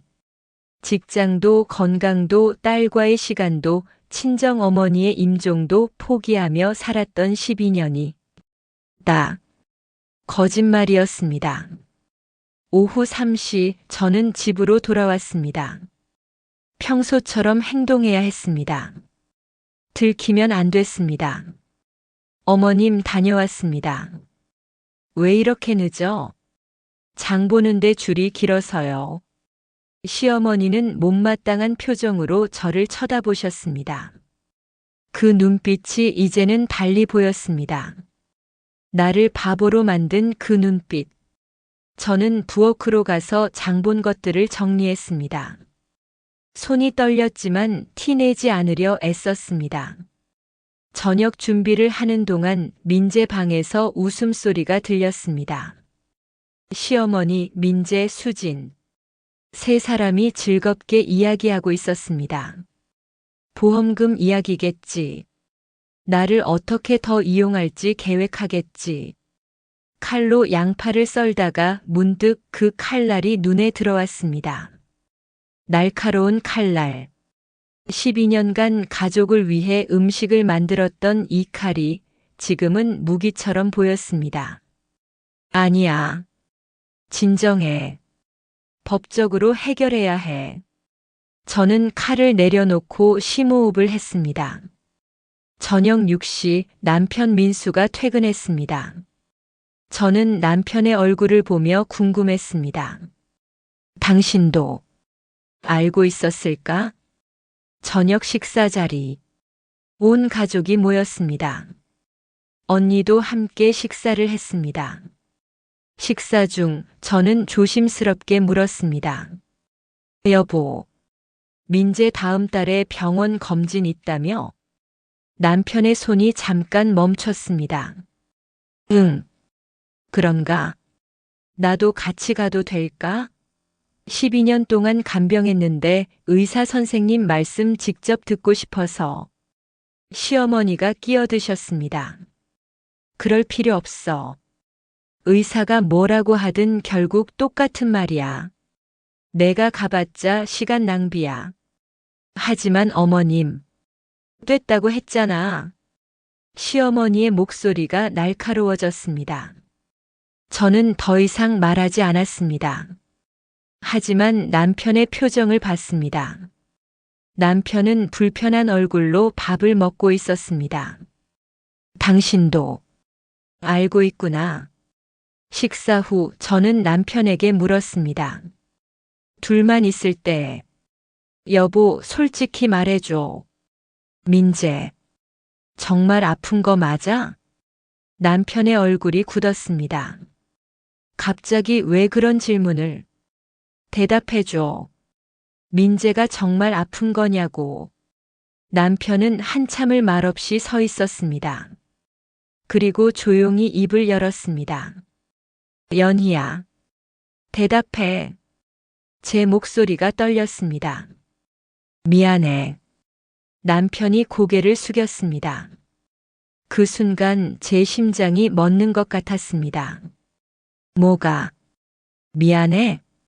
나도 알고 있었어. 민재가 건강하다는 거. 세상이 무너지는 소리가 들렸습니다. 언제부터? 처음부터. 12년 전 제가 직장을 그만두고 간병을 시작했을 때부터 남편은 모든 걸 알고 있었습니다. 엄마가 민재 빚을 갚아주려고 이렇게 하신 거야. 보험금으로 빚을 갚자고. 나도 처음엔 반대했어. 근데 엄마가 어차피 며느리는 집안일 해야 하는 거 아니냐고 하셔서. 그래서 12년 동안 나를 속인 거야? 미안해. 정말 미안해. 남편이 무릎을 꿇었습니다. 하지만 저는 그 미안하다는 말이 너무 가벼웠습니다. 당신, 나 사랑했어? 그건, 대답해봐. 나 사랑했냐고. 미안해. 남편은 대답하지 못했습니다. 사랑도 안 했구나. 나는 그냥 편리한 일꾼이었구나. 저는 더 이상 말할 힘이 없었습니다. 방으로 돌아와 문을 잠갔습니다. 밤 9시 언니와 지민이에게 연락했습니다. 둘 다 급히 집으로 왔습니다. 제 방에서 셋이 모였습니다. 저는 남편이 한 고백을 이야기했습니다.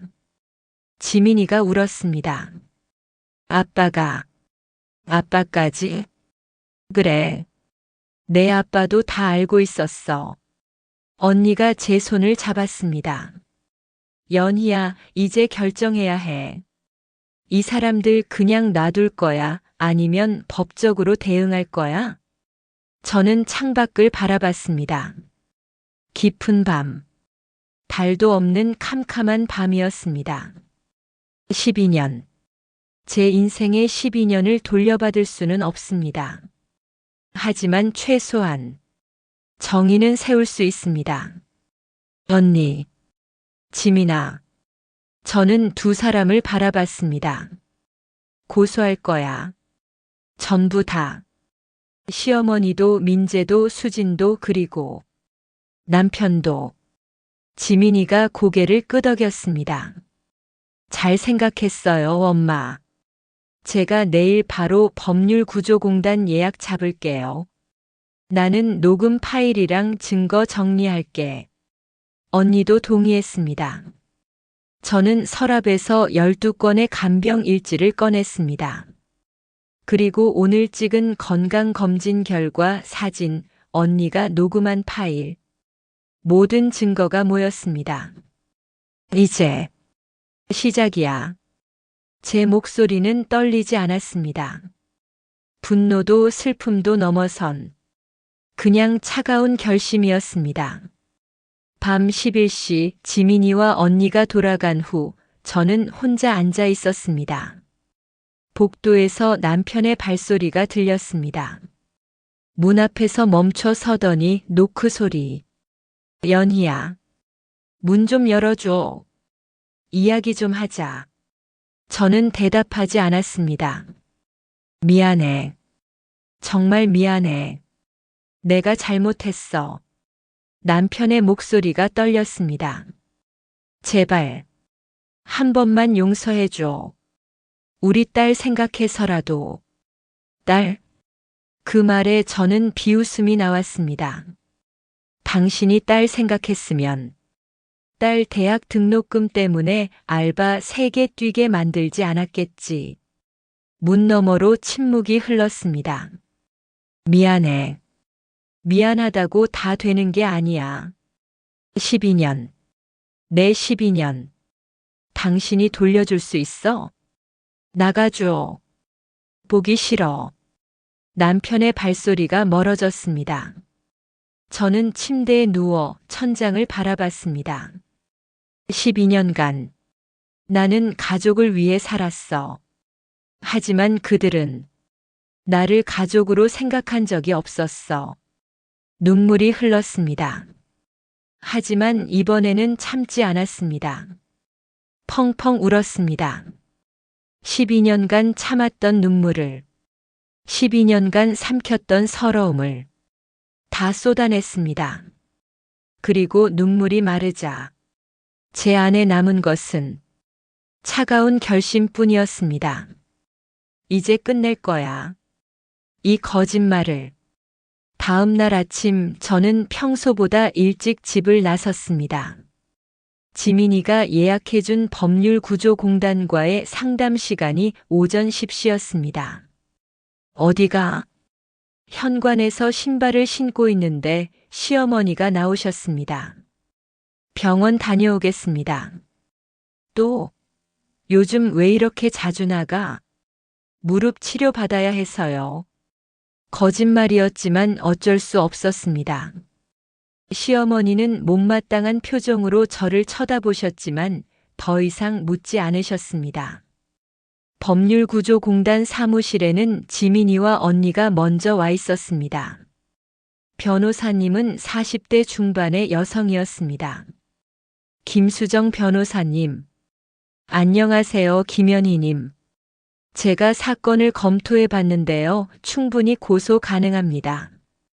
변호사님은 제가 가져온 증거들을 하나하나 살펴봤습니다. 12건의 간병 일지, 건강검진 결과서, 녹음 파일. 특히 이 녹음 파일이 결정적입니다. 시어머니와 시동생 아내가 직접 보험 사기를 인정하고 있고 돈 분배까지 논의하고 있으니까요. 그럼 고소하면 어떻게 되나요? 보험 사기는 형법 제347조 사기죄에 해당합니다. 2억이라는 금액이 크기 때문에 실형 가능성이 높습니다. 시어머니와 시동생은 주범으로 3년 이상, 시동생 아내는 공범으로 2년 이상 예상됩니다. 실형. 감옥에 간다는 이야기였습니다. 남편은요? 남편도 알고 있었거든요. 남편분은 방조죄로 처벌 가능합니다. 다만 직접적으로 사기에 가담하지 않았다면 벌금형이나 집행유예 가능성이 있습니다. 변호사님은 고소장 작성을 시작했습니다. 오늘 고소장 접수하시면 경찰에서 조사 들어갑니다. 각오하셔야 해요. 가족이 완전히 깨질 수 있습니다. 가족. 이미 깨진 가족이었습니다. 괜찮습니다. 진행해 주세요. 제 목소리는 떨리지 않았습니다. 오후 2시 집으로 돌아왔습니다. 현관문을 여는 순간 이상한 분위기가 느껴졌습니다. 거실에 시어머니, 남편 민재, 수진이 모두 앉아 있었습니다. 마치 저를 기다리고 있었던 것처럼. 어디 갔다 왔어? 시어머니의 목소리가 차갑게 들렸습니다. 병원. 다녀왔습니다. 병원? 진짜 병원 갔어? 민재가 물었습니다. 그의 목소리에는 의심이 가득했습니다. 네. 왜요? 시어머니가 테이블 위에 뭔가를 던졌습니다. 제 간병 일지였습니다. 어떻게? 내 방 청소하다가 발견했어. 이게 뭐야? 심장이 쿵 내려앉았습니다. 그건 제가 12년간 민재 간병하면서 적은 일지입니다. 일지? 이게 일지야? 시어머니가 일지를 펼쳤습니다. 제가 포스트잇으로 표시해둔 페이지들이었습니다. 환자 혼자 화장실 감. 환자 혼자 식사함.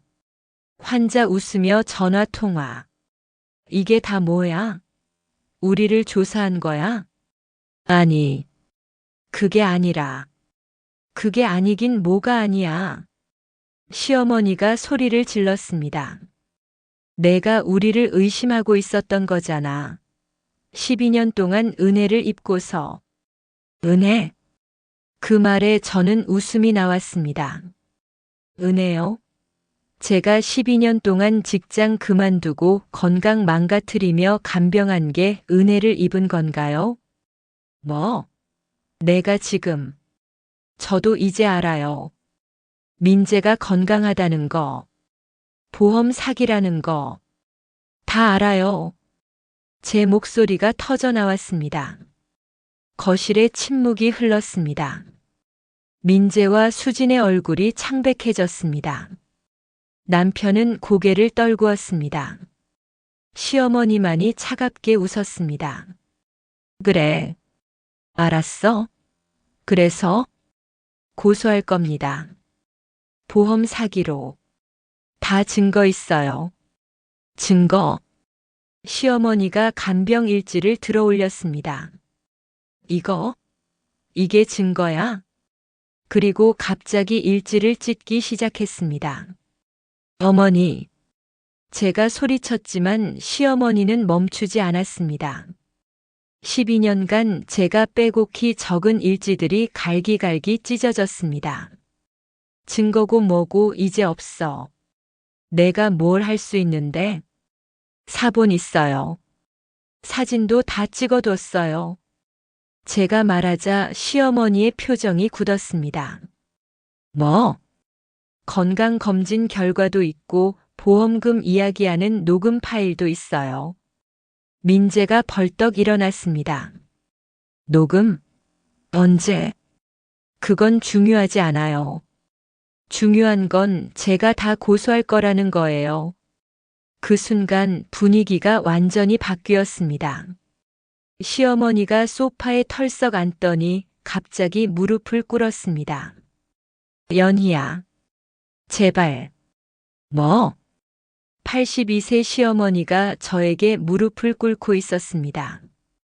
제발 한 번만 봐줘.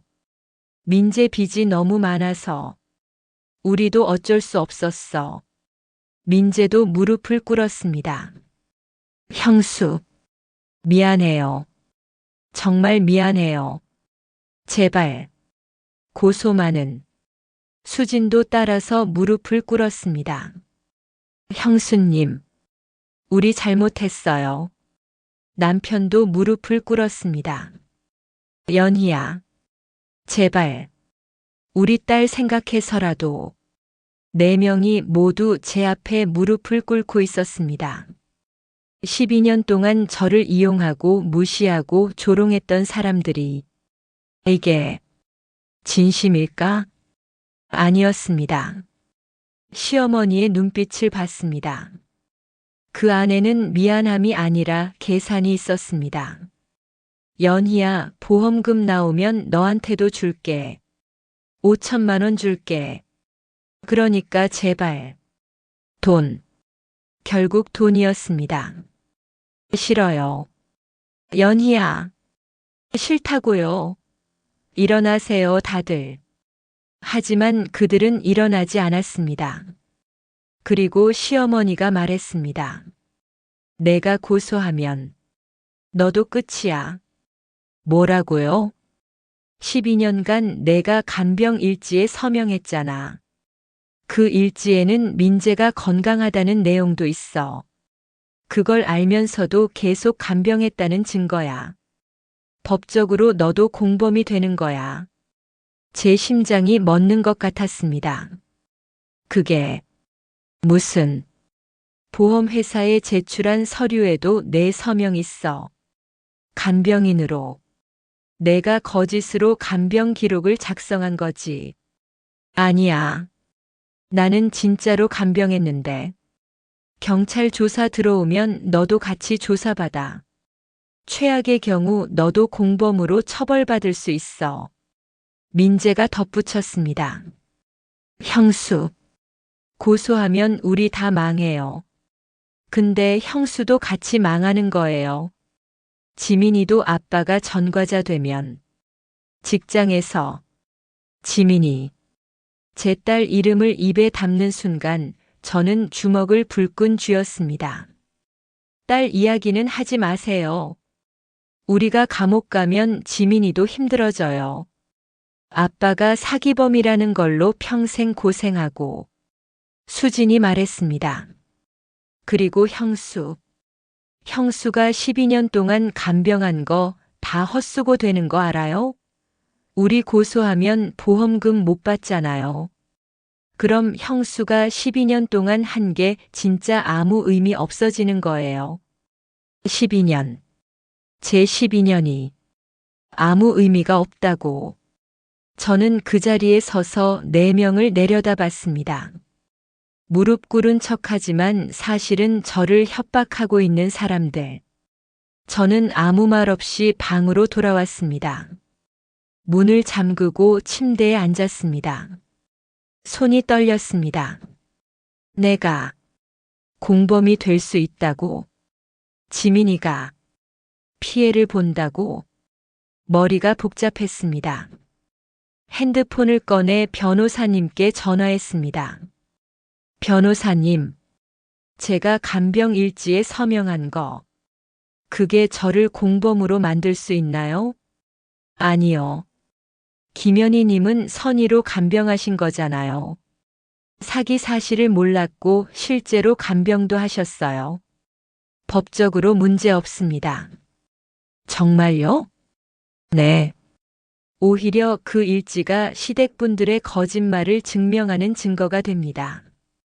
걱정하지 마세요. 전화를 끊고 저는 한숨을 쉬었습니다. 거짓말이었구나. 시어머니 말은 다 거짓말이었어. 하지만 지민이 이야기는 달랐습니다. 정말로 아버지가 전과자가 되면 딸에게 영향이 갈까요? 다시 변호사님께 문자를 보냈습니다.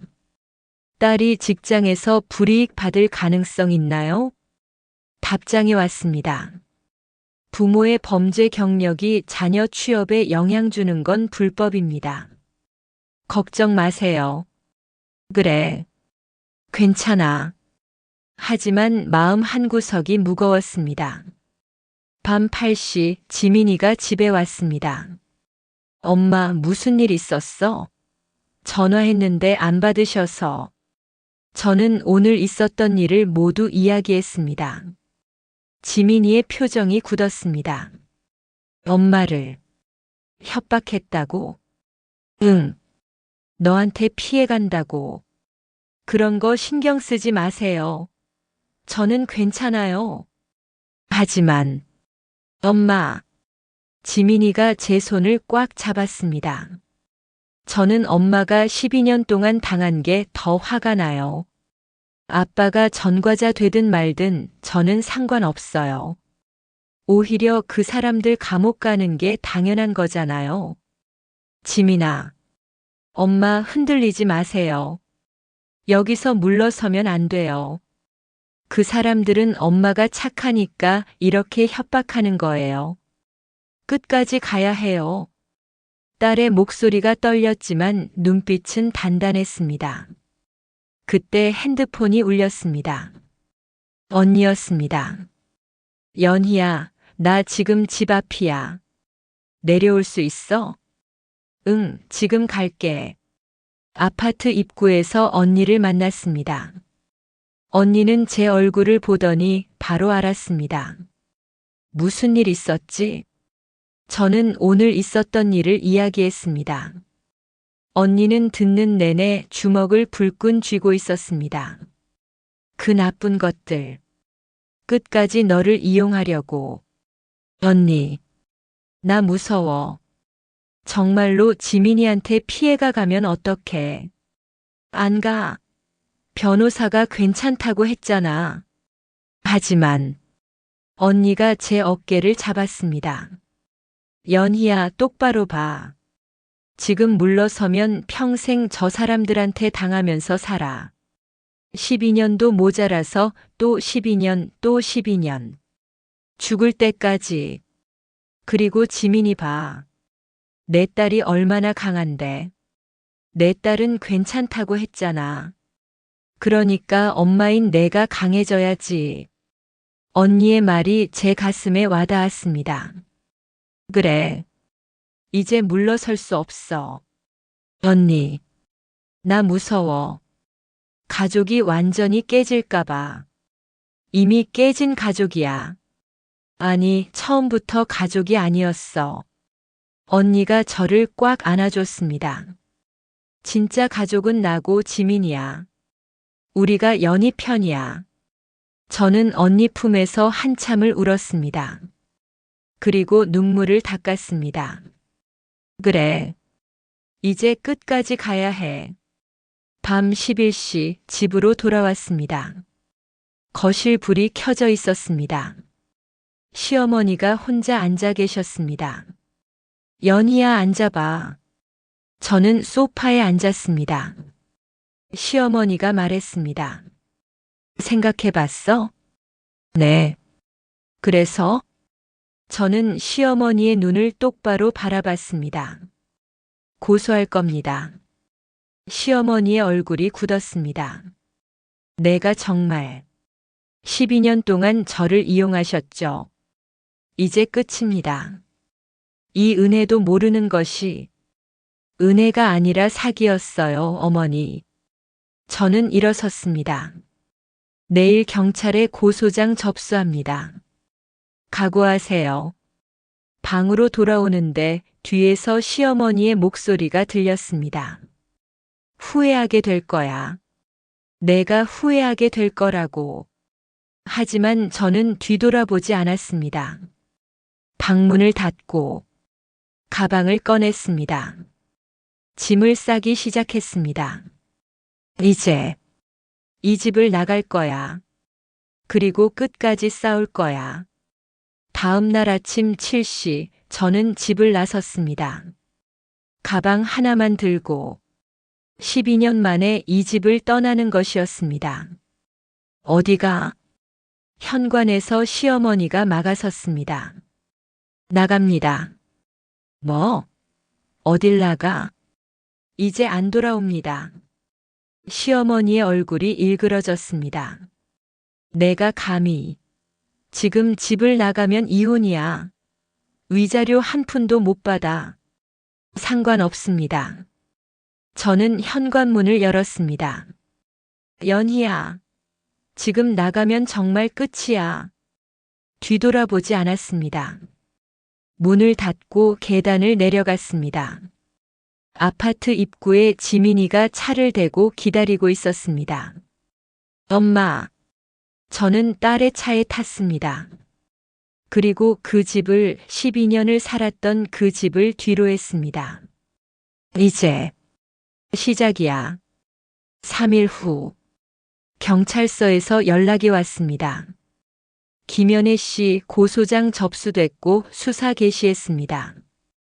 피고소인들 조사 일정 잡을 예정입니다.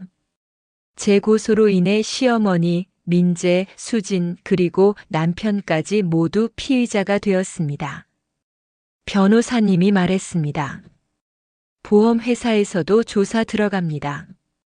보험 사기 의심 건으로 내부 조사팀 구성했대요. 김연애 씨 증거들이 결정적이었습니다. 저는 지민이가 구해준 작은 원룸에 살고 있었습니다. 언니 영숙도 며칠에 한 번씩 들러 저를 챙겨줬습니다. 연희야, 밥은 먹고 다녀? 응, 언니. 괜찮아. 무서운 거 아니지? 법정 싸움 처음이라 떨리는 거 아니고. 저는 고개를 저었습니다. 아니야. 이제 안 무서워. 진실이 내 편이니까. 2주 후 경찰 조사가 시작됐습니다. 먼저 시어머니가 조사를 받았습니다. 그날 저녁 지민이에게서 연락이 왔습니다. 엄마, 할머니가 경찰서에서 완전 난리쳤대요. 고소 취하 안 하면 가만 안 둔다고 협박했대요. 그래. 무섭지 않으세요? 아니. 이제는 안 무서워. 민재도 조사를 받았습니다. 수진도 남편도. 그리고 일주일 후 보험회사에서 공식 발표가 나왔습니다. 피보험자 박민재 씨에 대한 장애 보험금 지급 거부 및 사기 혐의로 고발 조치. 보험회사는 지급했던 일부 보험 금연 500만 원씩 5년간 총 2,500만 원에 대해 반환 소송도 제기했습니다. 시댁은 완전히 무너지기 시작했습니다. 3개월 후 첫 공판 날이었습니다. 법정에 섰을 때 저는 떨렸습니다. 하지만 두려움이 아니라 긴장감이었습니다. 방청석에는 딸 지민이와 언니 영숙이 앉아 있었습니다. 제 편에서 피고인석에는 시어머니, 민재, 수진이 앉아 있었습니다. 남편은 별도로 방조제로 재판받게 되었습니다. 검사님이 제게 증인 선서를 시켰습니다. 증인 선서하십시오. 저는 또박또박 선서했습니다. 양심에 따라 숨김과 보탬이 없이 사실 그대로 말하고 만일 거짓말이 있으면 위증의 벌을 받기로 맹세합니다. 검사님이 질문을 시작했습니다. 증인은 피고인 박민재 씨를 12년간 간병하셨습니까? 네, 그렇습니다. 그 12년 동안 피고인이 거짓으로 병을 꾸미고 있다는 사실을 알고 계셨습니까? 아니요. 전혀 몰랐습니다. 어떻게 알게 되셨습니까? 저는 심호흡을 하고 천천히 말했습니다. 작년 10월 약병의 유통기한이 2년 전에 만료된 것을 발견했습니다. 그리고 시동생 부부 방에서 들리는 대화를 우연히 듣게 됐습니다. 검사님이 녹음 파일을 재생했습니다. 법정에 시어머니의 목소리가 울려 퍼졌습니다. 12년 동안 바보같이 속아 넘어갔잖아. 민재의 목소리. 형수는 너무 착해서 의심도 못해요. 수진의 목소리. 보험금 2억 나오면 제 몫은 5천만 원이죠? 방청석에서 웅성거림이 일었습니다. 피고인석의 시어머니는 고개를 떨구었고 민재는 창백해졌습니다. 검사님이 다시 물었습니다. 증인, 이 간병 일지에 대해 설명해 주시겠습니까? 제 앞에 12건의 간병 일지가 놓여 있었습니다. 시어머니가 찢었던 그것이었지만 저는 이미 모든 페이지를 스캔해서 복원해 뒀습니다. 이것은 제가 12년간 매일 작성한 간병 일지입니다. 시동생의 상태, 복용한 약, 식사량, 특이사항 등을 모두 기록했습니다. 이 일지에 특별한 내용이 있다고 들었습니다. 저는 포스트잇으로 표시해둔 페이지들을 펼쳤습니다. 네. 여기 보시면 2015년 3월 12일 환자 혼자 화장실까지 걸어감. 15분 소요. 병든 사람이라면 불가능한 일입니다. 계속하십시오. 2017년 8월 5일 식사 중 혼자 수저 사용. 손떨림 거의 없음. 당시 저는 병이 좋아지는 건가 싶었습니다. 하지만 다음 날 다시 악화됐다고 들었고 그냥 병의 기복이려니 생각했습니다. 그런 기록이 몇 건이나 됩니까? 총 247건입니다. 방청석에서 탄식이 터져 나왔습니다. 247건 모두 피고인이 건강했다는 증거입니까? 네, 그렇습니다. 하지만 당시 저는 의심하지 않았습니다. 가족을 믿었으니까요. 제 목소리가 떨렸습니다. 판사님이 피고인들을 향해 물었습니다. 피고인들 증인의 진술에 대해 반박하실 내용이 있습니까? 시어머니가 일어섰습니다. 판사님, 저희가 잘못했습니다. 잘못을 인정하십니까? 네. 민재 빚이 너무 많아서 어쩔 수 없었습니다. 그래서 며느리를 12년간 속인 겁니까? 시어머니는 대답하지 못했습니다. 민재도 고개를 숙인 채 울고 있었습니다. 판사님이 말했습니다. 증인의 진술과 증거 자료를 종합해 볼 때 피고인들의 보험 사기 혐의가 명백해 보입니다. 특히 피해자인 증인이 12년간 선의로 간병하며 작성한 일지가 오히려 피고인들의 거짓을 증명하는 결정적 증거가 되었습니다. 재판이 끝나고 복도로 나왔을 때 시어머니가 저를 붙잡았습니다. 연희야, 제발, 제발 한 번만 용서해줘. 저는 시어머니의 손을 뿌리쳤습니다. 12년 동안 단 한 번도 저한테 고맙다고 하지 않으셨죠. 단 한 번도 수고했다고 하지 않으셨죠. 미안해. 정말 미안해. 미안하다고 다 되는 게 아니에요, 어머니. 민재도 다가왔습니다. 형수, 저 정말 잘못했어요. 제발. 민재야. 저는 민재를 똑바로 쳐다봤습니다. 너 12년 동안 한 번이라도, 단 한 번이라도 나한테 진심으로 미안하다고 생각한 적 있어? 민재는 대답하지 못했습니다. 없었지. 너한테 나는 그냥 이용할 수 있는 바보였을 뿐이지. 수진도 울며 빌었습니다. 형수님, 저도 잘못했어요. 수진 씨, 저는 수진을 보았습니다. 당신 인스타그램 다 봤어요. 12년 동안 놀면서 명품 사고 카페 다니면서 나는 집에서 무릎 망가지며 당신 남편 간병하고 있었어요. 죄송해요. 정말. 죄송하면 다 돼요? 내 12년 돌려줄 수 있어요? 저는 그들을 뒤로 하고 걸어갔습니다.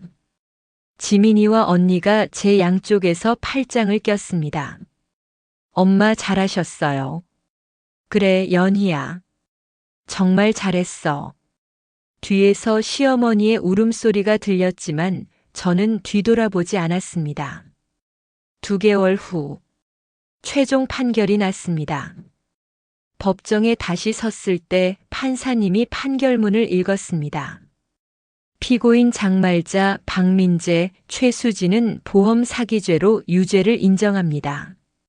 주범인 장말자는 징역 3년 6개월, 공범 박민재는 징역 3년, 공범 최수진은 징역 2년 6개월.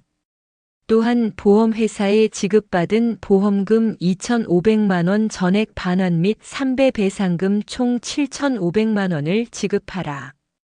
실형이었습니다. 집행유예도 없었습니다. 방청석에서 시어머니가 주저앉으며 울었습니다. 안 돼. 안 돼. 민재도 고개를 떨구며 울었습니다. 판사님이 계속 말했습니다. 본 사건은 가족이라는 이름으로 선의의 피해자를 12년간 착취하고 이용한 극악무도한 범죄입니다. 피해자가 직장을 잃고 건강을 잃고 인생의 12년을 잃는 동안 피고인들은 보험금을 타내기 위해 거짓 연극을 했습니다. 특히 피해자가 작성한 간병일지는 피해자의 헌신과 성실함을 보여주는 동시에 피고인들의 거짓을 폭로하는 증거가 되었습니다. 이는 정의는 반드시 승리한다는 것을 보여줍니다. 판사님이 저를 보셨습니다. 피해자 김연희 씨에게 깊은 위로를 표합니다. 12년이라는 시간은 돌아오지 않지만 최소한 진실은 밝혀졌습니다. 저는 눈물이 났습니다. 하지만 슬픔이 아니었습니다.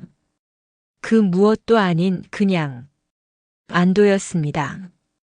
끝났구나. 드디어 끝났구나. 법정을 나서는데 남편 민수가 복도에 서 있었습니다. 남편은 방조죄로 벌금 500만 원을 선고받았습니다. 실형은 면했지만 전과자가 되었습니다. 연희야. 저는 남편을 보았습니다. 미안해. 정말 미안해. 당신 미안하다는 말 이제 지겹네요. 나도 잘못했어. 이혼은 하지 말자. 이혼은 이미 접수했어요. 뭐? 어차피 끝난 관계예요. 법적으로도 끝내는 게 맞죠. 연희야. 제발. 됐어요. 이제 그만해요. 저는 남편을 지나쳐 걸어갔습니다. 지민이가 제 손을 잡았습니다. 엄마, 이제 우리 집 가요. 그래. 우리 집. 우리 집. 12년 만에 찾은 진짜 내 집. 법원 앞 계단을 내려가는데 가을 햇살이 따뜻했습니다. 언니가 제 어깨를 토닥였습니다. 연희야, 잘 싸웠어. 정말 잘했어. 언니. 고마워. 언니 아니었으면 못했을 거야. 뭘? 당연한 거지. 지민이가 말했습니다. 엄마, 오늘 저녁은 제가 살게요. 맛있는 거 먹어요. 그래. 우리 딸. 저는 두 사람과 함께 걸었습니다. 12년 만에. 진짜 가족과 함께. 뒤돌아보니 법원 건물이 저 멀리 보였습니다. 그 안에서 시어머니는 울고 있을 것이고, 민재는 후회하고 있을 것이고, 수지는 원망하고 있을 것입니다. 하지만 그것은 더 이상 제 문제가 아니었습니다. 12년이 지나서야 나는 자유로워졌다. 늦었지만 그래도 끝낼 수 있어서 다행이야. 하늘을 보니 구름 한 점 없이 맑았습니다. 제 마음처럼.